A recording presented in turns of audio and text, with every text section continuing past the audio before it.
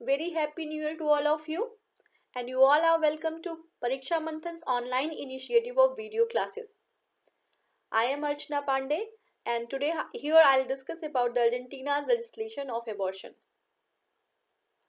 देखिए ये जो अर्जेंटीना में एबॉर्शन का जो लेजिस्लेशन है, जो एक नया लॉ आया है जो एबॉर्शन को 14 वीक्स के लिए लीगलाइज करता है.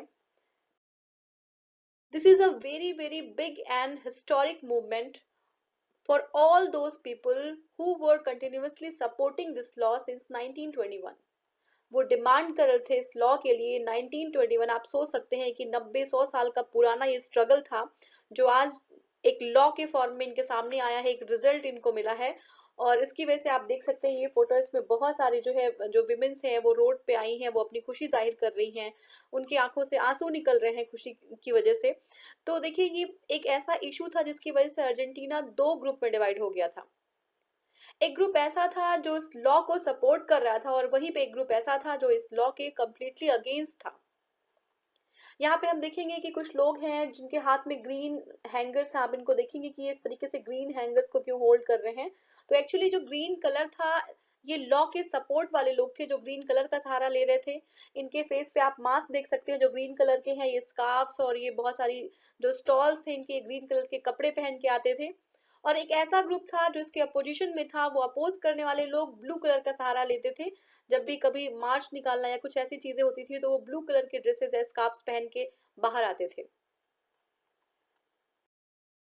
ये सारी चीजें हम समझेंगे कि अपोजिशन में कौन थे, ये सपोर्ट में कौन थे. इनको समझने से पहले हम ये देखते हैं कि जिस कंट्री की हम बात कर रहे हैं, अर्जेंटीना की बात कर रहे हैं, अर्जेंटीना कहाँ पे लोकेट करता है ये हम समझेंगे.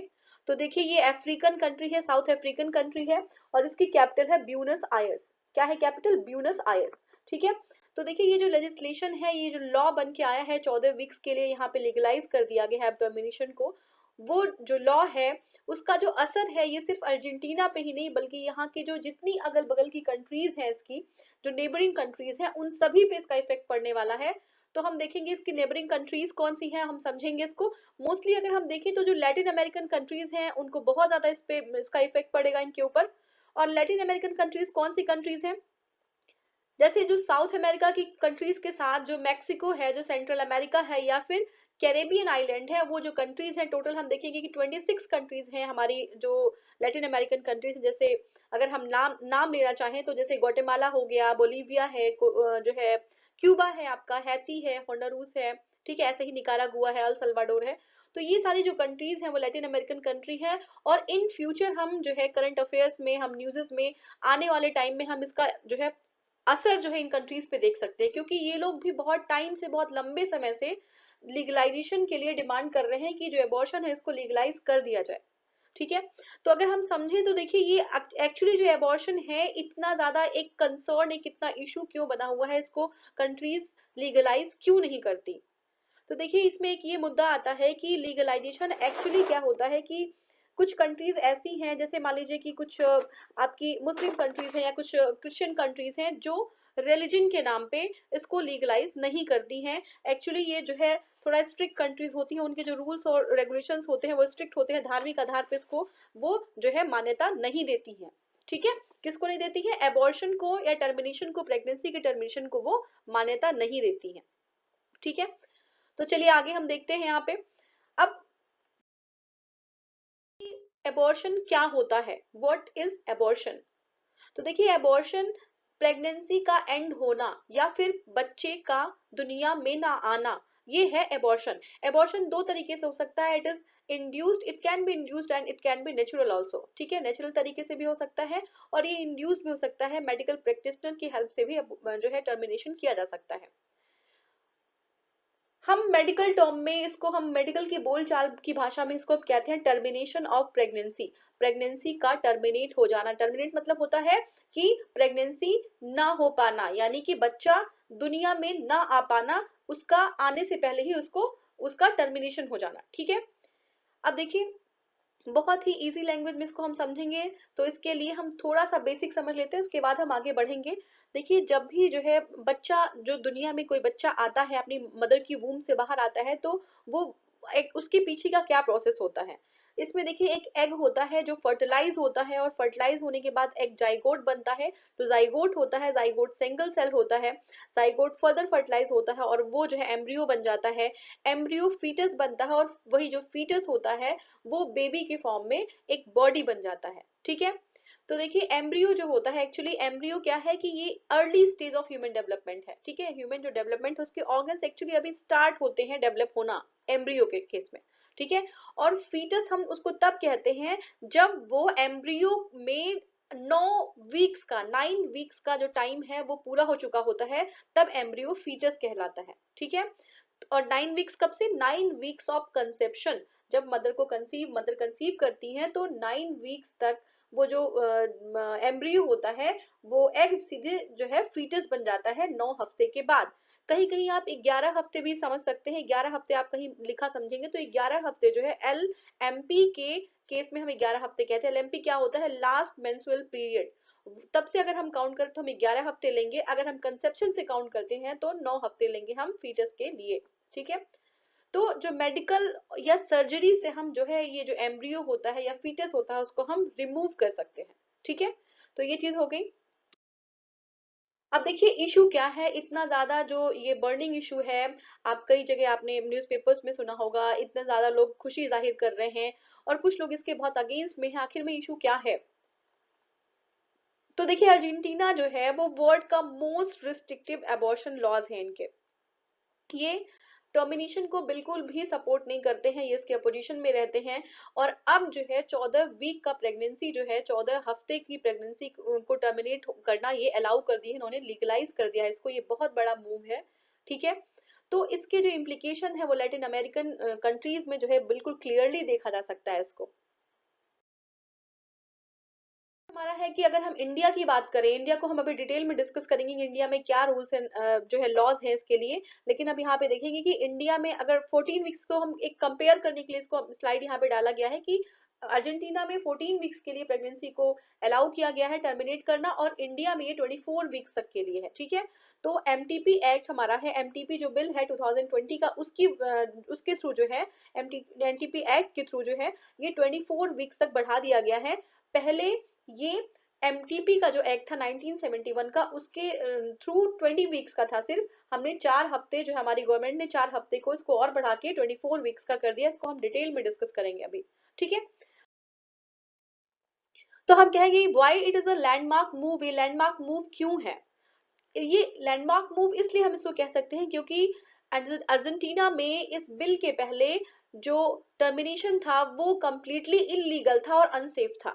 इवन अगर हम समझें तो वहां पे अगर कोई टर्मिनेट करता है अपनी प्रेगनेंसी को तो उसको 4 साल से लेके 15 साल तक, 15 साल तक उसको कैद हो सकती है, उसको जेल हो सकता है। ठीक है। चाहे वो अगर कोई ऐसा व्यक्ति जो उसके टर्मिनेशन में हेल्प करता है, या कोई पर्सन वो खुद टर्मिनेट करने की कोशिश करता है, या कोई व्यक्ति जो उसको एडवाइस करता है कि आपको टर्मिनेट इस तरीके से करना चाहिए, तो वो सारी चीजें वहां पे लीगल थी, वहां पे 4 साल तक उनको जेल हो सकता था। ठीक है। Girls and womens from socio economically जो डिसएडवांटेज ग्रुप थे अर्जेंटीना में, उनके लिए सबसे ज्यादा खतरा था, क्योंकि यहाँ पे जो टर्मिनेशन था वो उनके लिए बिल्कुल भी सेफ नहीं था। क्योंकि ये लीगलाइज नहीं था, ये इलीगल था, तो वो मेडिकल जो प्रैक्टिशनर्स थे वो छुपते छुपाते ये सारी चीजें वहां पे की जाती थी, और वो इतना महंगा अफोर्ड नहीं कर सकते थे प्रेगनेंसी को टर्मिनेट करवाना। तो वो जो है छिपे तौर पे इसको कराया जाता था, और ये बहुत ही उनकी मेंटल जो हेल्थ थी, उनकी फिजिकल हेल्थ पे बहुत ही ज्यादा एडवर्स इफेक्ट पड़ता था इस चीज का। ठीक है।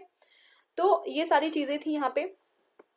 अब देखिए हम क्या करेंगे कि हम अगर देखें तो ह्यूमन राइट्स की जो रिपोर्ट है, ठीक है, ह्यूमन जो राइट्स वॉच की रिपोर्ट है उसमें हम देखें तो जो मैटरनल मॉर्टेलिटी जो रेट थी आपकी अर्जेंटीना की, वो ये जो इलीगल एबॉर्शंस हैं उसकी वजह से बहुत ज्यादा बढ़ चुकी थी। जो माओ की डेथ बहुत ज्यादा वहां पे हुआ करती थी, और अभी भी है। अभी तो ये जस्ट अभी कुछ दिन पहले की बात है, आप आई थिंक 30 दिसंबर 2020 को इसको जो है ये बिल जो है आया है सामने। तो अभी तक वहां पे ये केस बहुत ज्यादा था। और जब आर्टिकल को पढ़ते टाइम कुछ केसेस को देखा गया तो केसेस में ये मिला वहां पे कि कुछ एक वीमेंस थी वहां पे, और वहां पे एक ऐसा केस मिला कि एक लेडी थी जिनको 2 बच्चे ऑलरेडी थे, और वो प्रेग्नेंट थी 4 मंथ्स की। और उस केस में क्या था कि उनको थ्रोट का कुछ कैंसर हो गया था, और वो कैंसर जो है उनको डिमांड, डॉक्टर ये कह रहे थे कि आप कीमोथेरेपी कराइए, लेकिन कीमोथेरेपी कराने के लिए उनको जो अपनी प्रेगनेंसी थी उसको टर्मिनेट करना पड़ता। बट वो प्रेगनेंसी टर्मिनेट करना वो उनको अलाउ नहीं हुआ, गवर्नमेंट ने, कोर्ट ने वहां पे अलाउ नहीं किया, और धीरे धीरे वो जो थ्रोट का कैंसर था वो इतना ज्यादा बढ़ गया कि उनका फेस, उनकी आईज सब कुछ कवर कर लिया, और कुछ मंथ्स के बाद बेबी जो मदर के वूब में था और मदर दोनों की ही डेथ हो गई।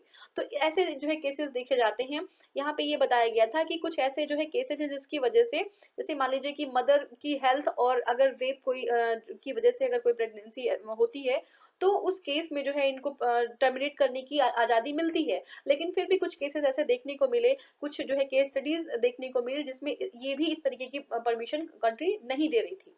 ठीक है। तो यहाँ पे देखिए प्रॉब्लम क्या था कि जो कैथोलिक, जो यहाँ पे जो अर्जेंटीना है वो कैथोलिक रिलीजन को फॉलो करती है, और ये बहुत ही ज्यादा रिस्ट्रिक्टिव यहाँ पे है। यहाँ पे ये लोग जो टर्मिनेशन है प्रेगनेंसी की उसको बहुत कंप्लीटली, बहुत स्ट्रांगली जो है अपोज करते हैं। एक्चुअली इस बिल को जो है पास होना भी बहुत टफ था, क्योंकि ये बिल बहुत इजी नहीं था, इसका पैसेज जो है बिल का, ये एक मैराथन सेशन की तरह था। यहाँ पे 38 जो सेनेटर्स थे इन्होंने इसके फेवर में वोट किया, बल्कि 29 जो लोग थे वो ऑपोजिशन में थे, वो अगेंस्ट थे इस बिल के। ठीक है। और जो प्रेसिडेंट हैं अर्जेंटीना के, अल्बर्टो फर्नांडीज, उनका ये कैंपेन प्रॉमिस था, कैंपेनिंग में उन्होंने प्रॉमिस किया था कि 2018 में एक्चुअली इसको रिजेक्ट कर दिया गया था, ये इसको एक बार इंट्रोड्यूस किया गया था टर्मिनेशन को, लेकिन इसको रिजेक्ट कर दिया गया था। और उन्होंने कहा था कि कैंपेनिंग में अपने कि इसको फिर से जो है इंट्रोड्यूस किया जाएगा, री इंट्रोड्यूस किया जाएगा, और इसको जो है लीगलाइज किया जाएगा। ठीक है।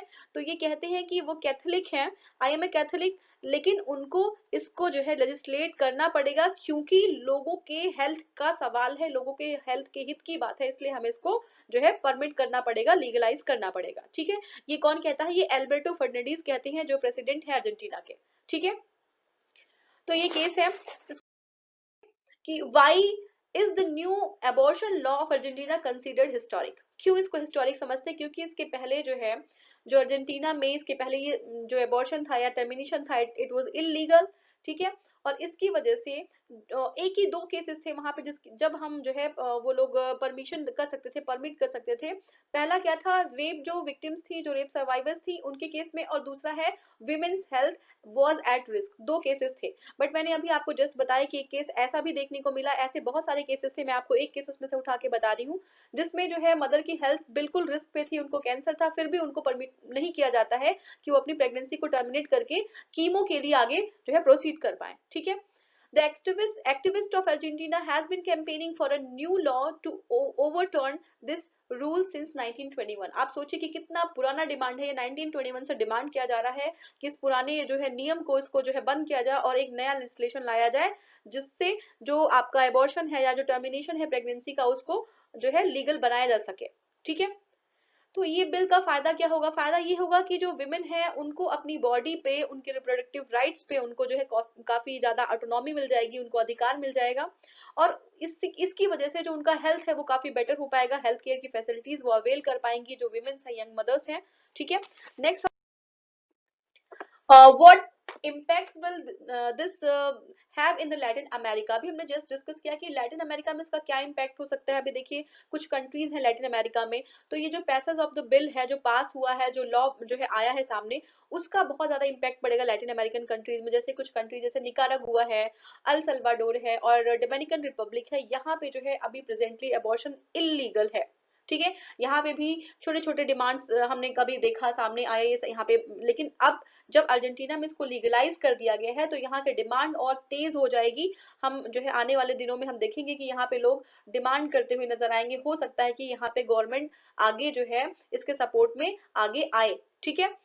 तो देखिए कुछ और कंट्री जैसे उरुग्वे हो गया, क्यूबा हो गया, वहां पे women can request for an abortion, abortion के लिए रिक्वेस्ट कर सकती हैं, लेकिन कुछ स्पेसिफिक केसेस में। और वो केसेस क्या हैं? मान लीजिए कि अगर जो है मदर की हेल्थ की बात है, और मदर की हेल्थ के पॉइंट ऑफ व्यू को देखते हुए अगर वो टर्मिनेशन के लिए डिमांड करती हैं, और गवर्नमेंट को ये लगता है कि ये जो है जो बहुत ही स्पेसिफिक केस नहीं है, तो शायद वो ना भी दे उस पे। ठीक है ना। तो ये कंट्री पे कम्प्लीटली डिपेंड करता है, और उनके अपने ओन लॉज हैं। ठीक है। किस पे? नंबर ऑफ वीक्स पे, कि कितने वीक्स पे हम टर्मिनेट कर सकते हैं। तो ये तो केस है आपका क्यूबा और जो है ये उरुग्वे जैसी जो है कुछ कंट्रीज है उनका। ठीक है। तो देखिए अगर कुछ कंट्रीज ऐसी हैं जिसमें वेरिंग डिग्री ऑफ पनिशमेंट है, पेनाल्टी से मैंने कहा कि 15 ईयर्स का जो है जेल हो सकता है विमेंस को। तो ये बहुत बड़ा एक ट्रॉमा है कि अगर ऐसी कोई सिचुएशन होती है, कोई कोई मदर है, कोई बेबी है जो एबनॉर्मल है, ठीक है ना, कोई जो है ऐसा, देखिए कभी कुछ कुछ केसेस ऐसे होते हैं कि जैसे जैसे डाउन सिंड्रोम है, तो बेबी डायग्नोज हो गया कि डाउन सिंड्रोम है उसको, ठीक है ना। आप समझ सकते हैं कि एक बच्चा जिसको डाउन सिंड्रोम है, अगर वो जो है उसका जन्म होता है तो उसकी लाइफ कितनी टफ होती है, और एक मदर है उनकी पूरी फैमिली पे कितनी बड़ी लाइबिलिटी, कितनी बड़ी रिस्पॉन्सिबिलिटी हो सकती है, ठीक है। या फिर मदर जो है क्रिटिकल है, या फिर कोई रेप सर्वाइवर है, या फिर कॉन्ट्रासेप्टिव कभी फेल हो जाते हैं, तो इस केस में जो है परमिट किया जाना चाहिए कि टर्मिनेशन को जो है लीगलाइज बनाया जाए, ठीक है। तो ये हम देखेंगे abortion laws in India, India में क्या है अबॉर्शन लॉज, ठीक है। तो देखिए इंडिया में जो है, अगर हम बात करें इंडिया की, तो इंडिया में जो एबॉर्शन लॉज है 1921 का मेडिकल टर्मिनेशन जो एक्ट था, ठीक है, वो एक्चुअली क्या था कि बहुत टाइम से इंडिया में भी डिमांड की जा रही थी, लगभग 50 सालों से डिमांड की जा रही थी, और 1971 में जो है मेडिकल टर्मिनेशन ऑफ प्रेगनेंसी ये जो है आया था, एक बिल आया था। उसमें जो है 20 हफ्ते के लिए इसको अलाउ कर दिया गया था टर्मिनेशन, 20 हफ्ते का अगर कोई फीटस है उसको जो है टर्मिनेट करना अलाउ किया गया था, ठीक है। अब देखिए अगर हम छोटी सी बेसिक चीजें समझें तो जो हमारा टर्मिनेशन होता है वो किस ग्राउंड पे किया जा सकता है। तो पहला तो होता है कि ह्यूमन राइट्स के ग्राउंड पे, आखिर में हर एक व्यक्ति का अपनी बॉडी पे अधिकार होता है, अपनी लाइफ पे अधिकार होता है, ये राइट टू लाइफ एक्चुअली, ठीक है। तो उसकी बॉडी पे उसका अधिकार होता है। दूसरी चीज क्या हो सकती है, प्रिंसिपल ऑफ साइंस, अगर साइंस हमारा परमिट ही नहीं करता है, अगर हमारे साइंस इतना ज्यादा एडवांस नहीं है कि वो एक ज्यादा वीक्स के बच्चा, जैसे मान लीजिए कि मैंने कहा कि 24 ईयर्स जो है इंडिया में लीगलाइज हो चुका है, लेकिन 24 ईयर्स के फीटस को टर्मिनेट करना अगर साइंस के कंट्रोल में है, अगर हमारी कंट्री इतना ज्यादा टेक्निकली एडवांस है, तब तो हम प्रोसीड कर सकते हैं। तो एक चीज हो गया कि हमारा जो है साइंस कितना एडवांस है उस केस में। नेक्स्ट हमारा हो सकता है एडवेंट ऑफ टेक्निक, ठीक है, कोई ऐसी टेक्निक आई है या नहीं आई है, या फिर मेडिकल साइंस में जो डॉक्टर्स हैं वो क्या उनका व्यू है, क्योंकि वो जो है किसी इंडिविजुअल की बॉडी और उसके बारे में वो ज्यादा बेटर तरीके से समझा सकते हैं, बता सकते हैं, तो उनका भी व्यू बहुत ज्यादा काउंट करता है, ठीक है। तो देखिए एक अगर हम केस की बात करें तो यूएस में एक केस आया था, ठीक है। तो ये हम बात कर रहे हैं इंडिया के टर्मिनेशन, ये जो है 1971 का, ये अब आउटडेटेड हो चुका है, ठीक है। यूएस में एक जो है केस था, वो है आपका रो वर्सेस बेड, ठीक है। इस केस में क्या था कि ये बहुत ही फेमस केस था, जैसे केशवानंद भारती केस है हमारे इंडिया में, वैसे ही एक बहुत ही फेमस केस है, वर्ल्ड फेमस केस है। तो इसमें सुप्रीम कोर्ट ने अपहेल्ड किया था, उसको जो है लीगलाइज किया था, right of women to have safe termination of pregnancy, ठीक है। उसमें सुप्रीम कोर्ट ने इसको अलाउ किया था। उन्होंने ये कहा था जो गर्भास्थ शिशु है, यानी कि जो बच्चा है मदर के वूम में, उस वो जो है अगर इंडिपेंडेंटली उसको बाहर, अगर वूम में जो फीटस है उसको बाहर निकाल दिया जाए और इंडिपेंडेंटली वो जीवित रह सकता है, तब हम टर्मिनेट नहीं कर सकते हैं। लेकिन अगर उस केस में कि फीटस बाहर निकल जाए और वो जो है फीटस को हम बाहर की सपोर्ट से उसको हम जिंदा रख सकते हैं, ठीक है, उसमें लाइफ हम सस्टेन करा सकते हैं, तो उस केस में हम जो है टर्मिनेट नहीं करेंगे। अगर वो लाइफ सस्टेन नहीं कर पाता है जितने भी सपोर्टिंग सिस्टम है उसके बाद भी, तो उसको हम उस केस में टर्मिनेट कर सकते हैं। और ये जो टाइम पीरियड है उसको लगभग ये 28 वीक्स का होता है। 28 वीक तक का बच्चा, जो उसके बाद का बच्चा, 28 वीक के बाद का बच्चा जो है वो लाइफ को सपोर्ट कर सकता है, जो फीटस होता है अगर मदर के वूम से बाहर आ जाता है तो, ठीक है। और ये डिफरेंट डिफरेंट केसेस में डिफरेंट डिफरेंट हो सकता है, लगभग ये अगर हम देखें तो ये 24 to 28 वीक्स तक का होता है, ठीक है। तो ये हो गया हमारा। तो 1971 के पहले इंडिया में जो प्रेगनेंसी थी वो क्या थी, वो इलीगल थी, वो जो है अलाउड नहीं थी, वो इलीगल थी, ठीक है। इसके बाद क्या है कि जो हमारा जो 20 वीक्स का हमें परमिशन मिला था, लेकिन उसकी कुछ कंडीशंस थी। कंडीशन क्या थी, फर्स्ट कंडीशन ये थी कि मदर की जो कंडीशन है, उनकी जो है सेहत अगर खराब है, उनके स्वास्थ्य की स्थिति नहीं सही है, तो टर्मिनेट किया जा सकता है। दूसरा है अगर चाइल्ड जो है, जो बच्चा है मदर की वूम में, वो सीरियसली हैंडीकैप्ड है, जैसे मतलब फिजिकल या मेंटल एबनॉर्मेलिटीज हैं, तब जो है टर्मिनेट किया जा सकता है। दूसरा है रेप सर्वाइवर है, उनके केस में।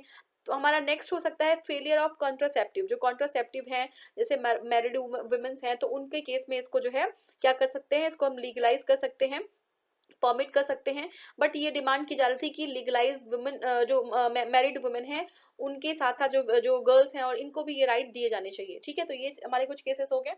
और अब हम देखेंगे कि यहाँ पे इंडिया की बात करो तो इंडिया में 1.5, कितना, 1.5, 1.5 जो हमारा है करोड़ टर्मिनेशन जो है हर साल होते हैं। ठीक है, 80% जो है, जो जो हॉस्पिटल में नहीं होते हैं, मतलब अनसेफ तरीके से होते हैं, जिसकी वजह से जो मदर मॉर्टलिटी रेट है, यानी कि मैटरनल मॉर्टलिटी रेट है इंडिया में, वो 10 से 13% अनसेफ टर्मिनेशन की वजह से होता है। ठीक है, अब देखिए इसके बहुत सारे जो है आपके बहुत सारे जो है साइड इफेक्ट हो सकते हैं, जैसे इनफर्टिलिटी हो सकती है, ठीक है, सेप्सिस हो सकता है, या इंटरनल इंजरीज हो सकती हैं। ठीक है, तो ये सारी चीजें हैं। और दूसरा हम देखेंगे कि देखिए पहले जो 1971 का जो हमारा मेडिकल टर्मिनेशन प्रेगनेंसी जो एक्ट था, उसमें जो है क्रोमोसोमल एबनॉर्मेलिटीज जैसी कोई बात ही नहीं थी। क्रोमोसोमल एबनॉर्मेलिटीज जैसी बात क्यों नहीं थी, क्योंकि उस टाइम हमारा मेडिकल साइंस उतना ज्यादा एडवांस भी नहीं था। और एक केस इंडिया में भी ऐसा था कि एक मदर थी जिनका एक बेबी था, वो ऑलरेडी जो डाउन सिंड्रोम से जो है वो पीड़ित था, और मदर की वूम में एक बच्चा था जिसका 22 वीक्स पे ये पता चला कि उसको भी डाउन सिंड्रोम है। उन्होंने बहुत एफर्ट किया उसको टर्मिनेट कराने के लिए, लेकिन तब हमारा एमटीपी एक्ट सिर्फ 20 वीक्स का जो है परमिट करता था, इसलिए वो जो है टर्मिनेट नहीं करा सकी। ठीक है, तो ये सारी केसेस थे इंडिया में। एक्चुअली केसेस आप जानते हैं बहुत ज्यादा पेंडिंग होते हैं, तो इंडिया में तो तब तक पता नहीं क्या होगा। तो ये सारी चीजें थी। अब जो है हमें 24 वीक्स का जो है गवर्नमेंट ने परमिट किया हुआ है कि 24 वीक्स जो है इंडिया में परमिटेड है अगर किसी को टर्मिनेट कराना होता है बेबी को। ठीक है, तो ये चीज हो गया। अब देखिए क्या है कि ये जो है हमारा इसमें जो मेडिकल टर्मिनेशन, इसमें कुछ चीजें और हैं जो बहुत इंपॉर्टेंट है 2020 के लिए। इसमें क्या होता है कि act regulate the condition under which the pregnancy में बी अबॉर्टेड। ठीक है, कौन सा है, the bill increases the time period with in which the abortion में बी कैरिड आउट। पहली चीज है टाइम पीरियड को बढ़ा दिया, 20 से 24 वीक्स कर दिया। ठीक है, नेक्स्ट है the bill allows abortion to be done on the advice of one doctor up to 20 weeks. अगर 20 हफ्ते की जो है प्रेगनेंसी है तो उसको अगर टर्मिनेट कराना है तो एक डॉक्टर की एडवाइस लेनी पड़ेगी, and 2 doctors in the case of certain cases of women between 20 to 24 age. अगर 24 वीक्स मतलब 20 से ज्यादा कोई अगर जो है बढ़ता है, 24 वीक्स तक जाता है, या 21, 22, 23, 24 तक जाता है, तो 2 डॉक्टर्स को जो है उनकी एडवाइस, उनका परमिशन लेना पड़ेगा। ठीक है, the bill sets up the state level medical boards, और यहाँ पे ये बहुत इंपॉर्टेंट है कि स्टेट लेवल मेडिकल बोर्ड्स को जो है सेट किया गया, उसको एस्टेब्लिश किया गया to decide if pregnancy may be terminated after 24 weeks in the case of substantial foetal abnormalities. अगर कोई सब्सटेंशियल फीटल एबनॉर्मेलिटीज है, उस केस में 24 वीक्स के बाद भी टर्मिनेशन किया जा सकता है, लेकिन उसके लिए जो स्टेट लेवल पे मेडिकल बोर्ड्स को एस्टेब्लिश किया गया, उनकी एडवाइस पे ही ऐसा किया जा सकता है। ठीक है, तो सब्सटेंशियल फीटल एबनॉर्मेलिटीज के लिए कोई भी लिमिटेशन नहीं है, चाहे वो 30 जो है वीक का हो, चाहे वो 32 वीक का हो, चाहे वो 35 वीक का हो, उस केस में जो है वो टर्मिनेट किया जा सकता है। ठीक है, तो ये सब हो गया। डाइवोर्स के केस में आप देख लीजिए, डाइवोर्स कभी कभी ऐसा होता है कि ये डिमांड की जा रही थी कि डाइवोर्स के केस में मदर जो है जो है वो पेरेंट्स अलग हो जाते हैं, और अगर वो मदर प्रेग्नेंट है तो वो कहती है कि वो बेबी वो नहीं चाहती है, तो उस केस में जो है वो टर्मिनेशन चाहती थी। तो एक ये है, या फिर मदर की जान खतरे में है। ठीक है, या फिर जो है कुछ कंट्रीज ऐसी, देखिए कुछ कंट्रीज ऐसी हैं जो रिक्वेस्ट पे जो है क्या करती हैं कि रिक्वेस्ट पे ही टर्मिनेट करा देती हैं, जैसे कुछ एडवांस कंट्रीज इस केस में। जैसे कौन सी है, जैसे चाइना हो गया आपका, तो यहाँ पे अगर आप रिक्वेस्ट करेंगे तो भी जो है टर्मिनेट करा दिया जाएगा, यहाँ पे कोई कंडीशन नहीं रखी जाती है। ठीक है, मोस्टली जो है 26 कंट्रीज हमारे जो है वर्ल्ड में है जहाँ पे प्रेगनेंसी का टर्मिनेशन एट ऑल बिल्कुल भी अलाउड नहीं है। ठीक है, नेक्स्ट क्या है कि कुछ कंट्रीज ऐसी, जैसे मान लीजिए कुछ मुस्लिम कंट्रीज हैं। ठीक है, कुछ मुस्लिम कंट्रीज हैं, क्रिश्चियन कंट्रीज हैं, जो रिलीजन की वजह से उनका उनके जो रिलीजन जो रिलीजियस जो है लॉज होते हैं वो इतने ज्यादा स्ट्रिक्ट होते हैं कि वहां पे ये चीजें परमिट नहीं होती हैं।